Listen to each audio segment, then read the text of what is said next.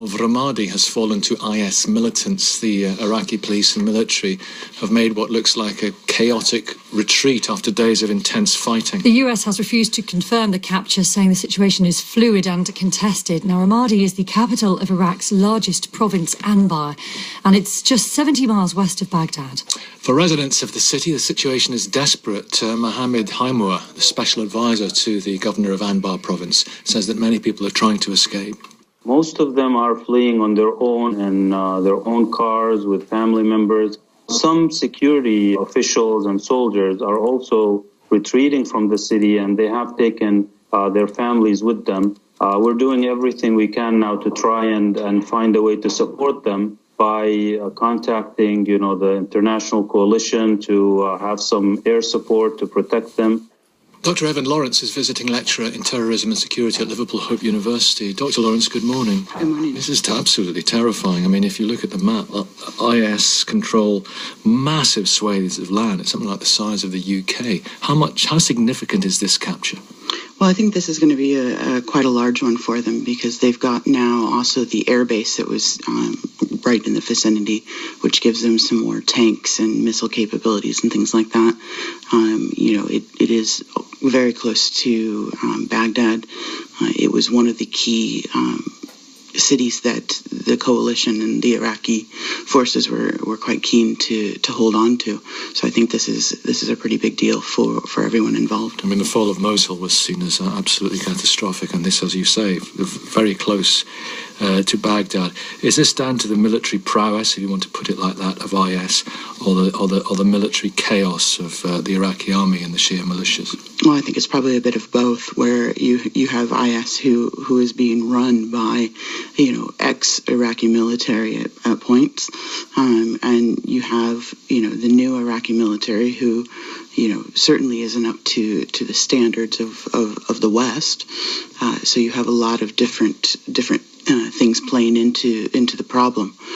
But I think you also are starting to see IS come of age, if you will, with military capabilities and learning about strategy and things like that. What are those military capabilities beyond, of course, the initial wave of suicide bombers that they send in? Well, as you know, every time they've captured territory within Syria and with Iraq, the Iraqi military, certainly when they pull out, are tending to leave behind equipment for them, tanks, guns, missiles, things like that. So every time they take over a new base or a new outpost, they're gaining more. What will this be like for the people of Ramadi? What will be happening to them? What will happen to them? Well, I can only imagine how terrifying it must be. IS pretty much works on the idea that if you're not with us, we're going to kill you. So I think that's played out in several cities throughout Syria and Iraq as they've taken over certain cities. So I think you're going to start seeing a large-scale humanitarian crisis in the area. And is Baghdad threatened? I would think that they're looking that way. They certainly won't be particularly happy about having IS as neighbors now. And where do they get their funding from? They are the richest terrorist organization in the world by some measure. Where is this money flowing in from? A lot of it comes from foreign donors. You find a lot of the money coming in from Saudi Arabia, from Yemen, from the Middle East. You find they're also taking over, when they come into cities, they're taking over banks, they're taking over assets there in each territory that they capture. So it's a little bit of both. That the international financing for them is quite a bit. They have quite a bit of money coming from oil and from gas, which is why I think you saw the U.S. go in over the weekend to Syria. And we heard, of course, the second-in-command of Islamic State had been killed in that US-led coalition airstrike in northern Iraq. But I mean, whether we believe that or not, the Iraqi government have claimed such things before, only for the leaders to resurface alive. Just a last thought, Dr. Lawrence, how are this group to be beaten?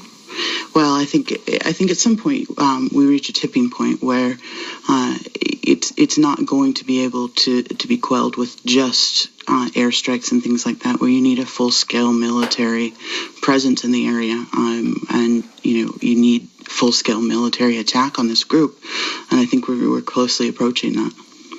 Thank you very much for your thoughts, Dr. Evan Lawrence, visiting lecturer in terrorism and security at Liverpool Hope University. It's 12 minutes past 7. Labour's acting leader, Harriet Harman.